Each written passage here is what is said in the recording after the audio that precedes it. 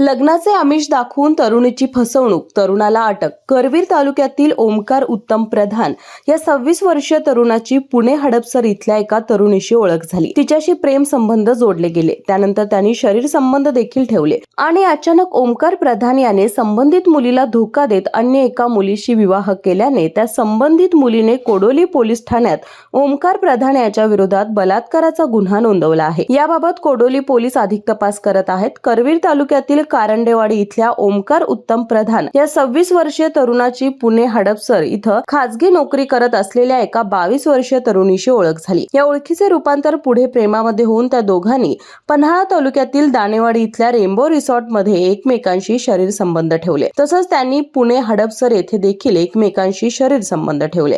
हा प्रकार सन 2022 पासून एप्रिल 2025 पर्यंत सुरू होता. ओमकारने आपल्या घरच्यांशी बोलून आपण दोघे लग्न करू असं आश्वासन देऊन संबंधित मुलीशी वारंवार शरीर संबंध ठेवला होता. परंतु त्याने अचानक एप्रिल 2025 मध्ये अन्य एका मुलीशी लग्न करून संबंधित मुलीचा विश्वासघात केला. हा सर्व प्रकार संबंधित मुलीला लक्षात आल्यानंतर तिने कोडोली पोलीस स्टेशन मध्ये धाव घेऊन ओमकार उत्तम प्रधान याच्या विरोधात बलात्काराचा गुन्हा नोंदवला आहे. पोलिसांनी ताबडतोब करवीर तालुक्यातील कारंडेवाडी इथल्या ओमकार उत्तम प्रधान याला अटक केली असून पुढील तपास कोडोली पोलीस ठाण्याचे सहाय्यक पोलीस निरीक्षक कैलास कोडक करत आहेत.